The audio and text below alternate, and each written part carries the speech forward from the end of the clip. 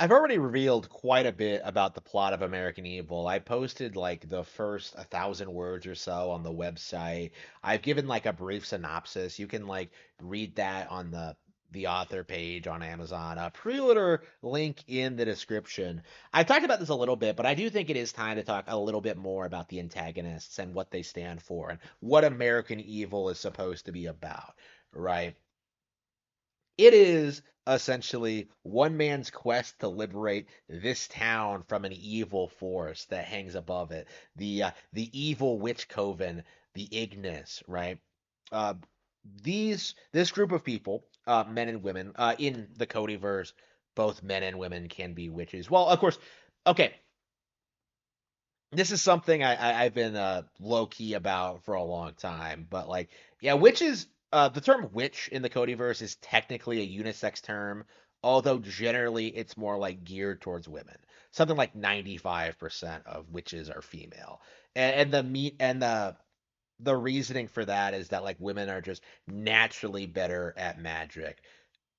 They're naturally more dangerous in like the magical arts. That's kind of like the justification I have for having like a more egalitarian kind of like a military presence in like the Codyverse is that like women are just better at magic, men are just better at physical stuff and technology. That's kind of the basis for it. Like if you're a woman who fights, generally you're gonna be using magical powers. So like generally speaking, when you're talking about witches, you're talking about females. Oh, even though that's not always the case. So yeah, in the Ignis, right, in this community controlled by this specific coven, this specific group, uh, the idea is that like it's completely free of all like any real order. It's free of any laws. Like people can just kind of do whatever you want, provided that you have the strength to take it from someone else, right? That's kind of the idea here is that like you can have anything you want if you're willing to kind of assert yourself in the community, prove yourself, obtain powers, like and just kind of like be willing to go to extreme lengths to get it, right? In order to become a witch, like one has to like please the master, right? You know, the demon that all of these people worship as a god, right? Ignis. So there are lots of different ways to do that. You know, you can offer yourself up to him. You can offer other people up to him. You have sacrifices. You can cause like lots of damage. Like it depends on like the exact way and method to do this like varies depending on the person, right? Depending on the demon as well, because not all demons are the same.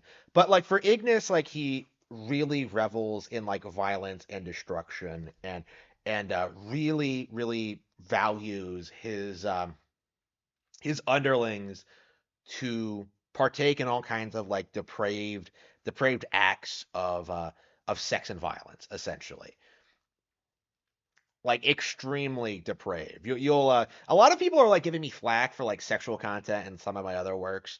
I think in particular like some other story I've written, it keeps coming up like Cruel and Beautiful. I keep seeing people talk about this like, oh, this is sexually explicit. American Evil's worse. So just as a heads up for that, American Evil is going to be a lot worse. And that's like kind of the point, right? Like the idea is kind of it's to emphasize that these people who like just do whatever they want like whenever they want to whoever they want, like the idea is that what they do is inherently toxic and destructive, right? And so like emphasizing that fact by emphasizing all these crazy things that they do, it's yeah, that is going to lead to a lot of sexual situations. It's going to lead to a lot of terrible things for a lot of the characters. Right. And one of the things you'll notice right off the bat, the protagonist and the antagonist, right? Um, in the rough draft, I introduced them right away. Um, at the time, the girl's name was Sonata. Initially, that was like the name I came up with, but like eventually, I settled on like changing it to Sinistra to emphasize the fact that this girl is sinister, right? She is someone who decides to embrace like the absolute worst of like the Ignis, kill her parents, kill people close to her, kill a number of individuals in like the surrounding area, purely to like ascend to one of the higher like echelons of like the circles of Ignis. The Ignis circle, the way the community is structured, you have a number of communities that you have like a hierarchy essentially, right? You have like the first circle, which is made up of like civilians and like people who like don't necessarily know there's a cult, and like non-believers, and like people who just kind of like exist in the community, like the masses, right? The cattle, as witches call them. You have like the first circle, like that are basically comprised of normal people that are like heavily exploited by like the inner circles, right? You have the second circle, which are like the real believers, people who haven't like necessarily ascended to witchhood yet, or like have some kind of connection to the cult or whatever. Minor witches, like people who are like in but not necessarily have don't necessarily have any real power. Then you have like the third circle who are like people who are like committing like real truly atrocious acts of against humanity. I'm talking dudes who are like keeping keeping sex slaves in cryogenic chambers in in like a church basement for to preserve them, right? Like yeah, really truly depraved stuff, right? And then you have like the fourth circle, which is like the highest echelon of witches that like kind of oversees the entire thing, right? And then like the fifth circle is like Ignis itself. So you have like all these groups, right? So like Sinistra, in committing like a particularly terrible act, betraying uh, a a boy who genuinely likes her as a person, who wants the best for her. Her polar opposite, right? Someone who rejects the Ignis and stands up, decides to stand up against them. Uh, like Sinistra decides just just strike back against all these people that she sees as having wronged her, right? Like she is a truly malicious person, right? She revels in the fact that like she destroys so much and has ended so many lives, and honestly, even years later, still like obsessively just fixates on like that time in her life, like the time of life where like she was like just pursuing the goal of becoming a witch, right? Like her rage and intensity among the Ignis, her hatred of other people, it's like considered ideal for like higher ranked Ignis witches, right? Like it is like she does absolutely have the potential to be like one of the most dangerous witches of her kind there is, right? And on the flip side, you have like the protagonist, American Freeman, the boy who has his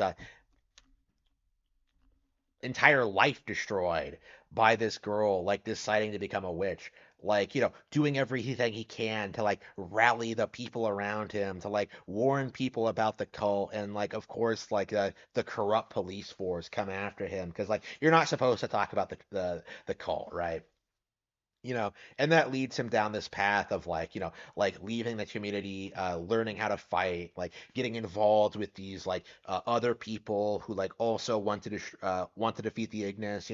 You have like a rival gang of witches like the Windsor. You have like bounty hunters. You have like the legend, like the very famous young vampire hunter Soleil Blade from Cruel and Beautiful. You'll remember her from Cruel and Beautiful. Like she's the real hero of the story. Like you have all these like characters that like kind of come together, and like the cast just keeps growing and growing, and like the characters start like fighting back, and they start gaining ground, and like it eventually just ends in this amazing climax, right? And it's shaping up to be very good. I'm very excited about like the setup for this. I'm very excited about like how things are playing out. I'm very excited about like the long-term plans for this. Um, about the characters, about the plot, like everything. I do feel as if it's the best book I've written so far. It's quite a bit longer than Jaw of the Dragon already. I'm not quite sure how long it's gonna go. Like I said, 180,000, but like I honestly don't know if that's gonna be enough at this point. Well, we'll see if I can wrap it up. But like, um, I'm looking at this manuscript. I'm thinking about it. I'm just like, wow, this is really really cool. I really like what I'm coming up here. It's fun, original. I like the characters. I like the concepts. I like the ideas. I just hope I can bring it all together before the release date. It's gonna be a nightmare, I think, editing this. But yeah, I'm very excited to finally be in a position where I can talk more about the plot, right? Maybe at some point in the future, like I'll talk more about some other characters, but like this is the general setup at this point. Like the general like premise, like Sinistra, like antagonizing the protagonist, American, and like causing him to go off on this like vengeful crusade, right? Like, there's a lot more to it than that, obviously. But yeah, like every time I talk about this book, every time I think about it, I just get excited. Like I cannot wait to see this book get an official release.